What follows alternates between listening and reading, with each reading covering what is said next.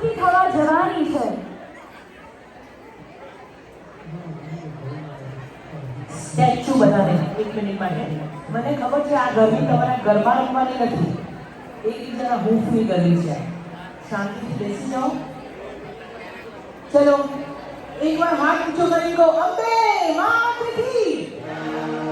આ બાજુ વાળાને નથી માતાજી તારા જોરો બોલતી, અંબે માતકી. બહુ સરસ. આનો મતલબ એમ છે કે 2 મિનિટ માટે તમારે શાંતિ જાળવવાની છે. બેન બોલે છે પાણી પીજો. બોલો. મને એમ છે કે બધા લોકો જરાક પોતાનું સ્થાન ગ્રહણ કરે ને એના પછી, કારણ કે હવે જે વાત કરવા જઈ રહ્યા છે એમાં તમારું કાન અને ધ્યાન બંને અહીંયા જોઈશે. તમારે મનથી અહીંયા અમારી સાથે પરોવાવું પડશે તો તમે આખી પ્રસ્તુતિની મજા વધારે સુંદર રીતે માણી શકશો. કારણ કે હવે અમે તમને ગુજરાતના ગીરની સફર કરાવવાના છીએ. અને જ્યારે આપણે સાસણ ગીર જતા હોઈએ તો એના માટે કાન અને ધ્યાન તો જોઈએ. જૂનાગઢ અને ગિરનાર અને એની આસપાસની જે ધરા છે, એશિયાનું એકમાત્ર એવું સ્થાન છે કે જેને સાવજ સિંહ કેસરીનું વરદાન મળેલું છે.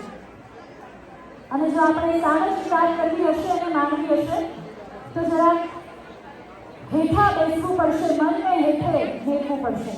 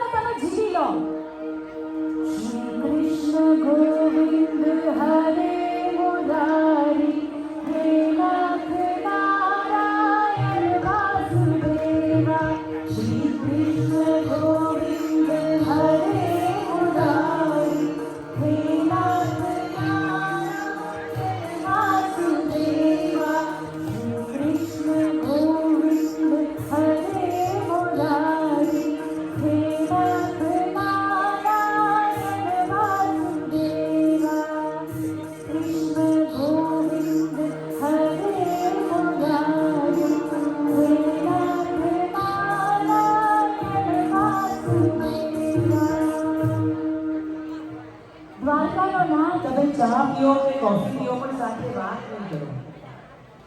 તમે વાત કરશો તો અમને ગાવાની મજા નહીં આવે. કેવા વાલા વાલા લાગતા હતા, શાંતિથી ગીતો સાંભળતા હતા. ત્યારે શાંત ધીમો, બધા માતાજીઓ શાંત. વત્સલાબેન તમે એવું કહે કે તમે વાતો કરો તો થોડું સારું લાગે, આ દૂરનું આકાશ મને મારું લાગે, પણ અત્યારે તમે વાતો નહીં કરો તો અમને વધારે સારું લાગશે, અમને વધારે મજા આવશે.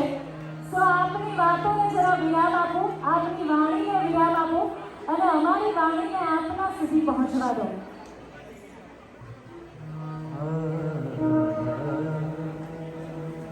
તો હવે વાત કરવી છે ગુજરાતના એ વિસ્તારની કે જેને સાવજનું વરદાન છે. આખી ધરતી પર માત્ર 2 જગ્યાઓ એવી છે કે જ્યાં સિંહ વસે છે, જેના એટલે આપણું સાસણ ગીર. ગીરના તુલસી શ્યામ પાસેનો એક નેસ છે, ખજૂરીનો નેસ. અને નેસને એમની ભાષામાં નેડો કહે છે, ગીરની ભાષામાં નેસને નેડો કહે છે. અને ત્યાંની જે પ્રજા છે, ત્યાંનો જે માલધારી સમાજ છે, એના થકી સાવજનું અસ્તિત્વ છે અને સાવજ થકી એ માલધારી સમાજનું અસ્તિત્વ છે. ઘણા એવો પ્રશ્ન થાય કે આખા ભારતમાં સિંહ કેમ માત્ર ગિરનારમાં જ જળવાઈ રહ્યો છે? તો એનું કારણ એ છે કે ગિરનારના જે જૂનાગઢના માલધારીઓ છે, જે સાસણગીરના માલધારીઓ છે, એમણે સિંહને પોતાના અસ્તિત્વનો, પોતાની ઇકોસિસ્ટમનો હિસ્સો બનાવ્યો છે. એ ગીરને પોતાના ગામના, પોતાના ફળિયાના કૂતરા તરીકે, પોતાના પાળેલા કૂતરા તરીકે એ ટ્રીટ કરે છે. અને એટલે આ જે માનવ અને વન્ય એટલે પ્રકૃતિનો જે સમન્વય છે ને, એના થકી આ આખો માહોલ જળવાય છે અને એના થકી આપણે ત્યાં સાવજ જળવાઈ રહે છે. તો વાત ગીરના તુલસી શ્યામ પાસે આવેલા ખજૂરીના નહેરાની છે. એક અષાઢી સાંજ છે અને આપણા કવિ ઝવેરચંદ મેઘાણી સાથે દુલા રહ્યા બાદ આબેહૂબ એ ખજૂરીના ઢેડામાં ચા પીવા બેઠા. તમે ગીરમાં જાઓ ને તો ચા તમને ઝાડ પરથી પાંદડું તોડી એનો કપ બનાવી અને ગીરની ગાય કે ભેંસના દૂધની બનેલી ચા ત્યાંને ત્યાં પીવડાવે. જે ચૂલા પર ઉકાળીને એમણે ત્યાં જ બનાવી હોય અને એ ચાનો ટેસ્ટ, એનો સ્વાદ, એની સુગંધ, એનો રંગ એ એવો હોય કે આપણને મનથી ભીંજાવી, અંદરથી તરબતર કરી દે.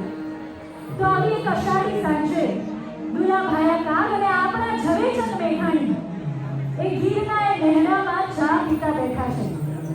હાવજ જોવાની એમની ઈચ્છા છે. એમને છે કે કદાચ ત્યાં હાવજના દર્શન થઈ જાય, પણ હજી સુધી કોઈ ભાર મળતી નથી. એમાં દૂર ક્યાંકથી હાકલ પડે છે, હાકોટાનો અવાજ સંભળાય છે અને ત્રાળ પડે છે કે હાવજ આવ્યો, હાવજ આવ્યો. દોડે દોડે બધા હાવજ આવ્યો.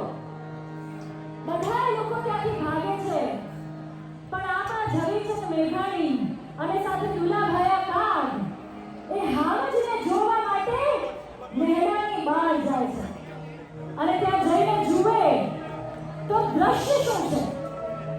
હાવજે ત્યાં એક વાછરડાનું મારણ કર્યું છે અને ત્યાં નાનકડી 14 વર્ષની હીરબાઈ એ પોતાના વાછરડાઓને લઈને, ધનને લઈને ચરાવવા નીકળી છે અને હાવજે આવીને ત્યાં મારણ કર્યું છે. ચારે બાજુ હાવજ હાવજની બૂમો પડી રહી છે. ઝવેરચંદ મેઘાણીને ખર્ચ કર્યા, આ શું હું મચાવી લઉં.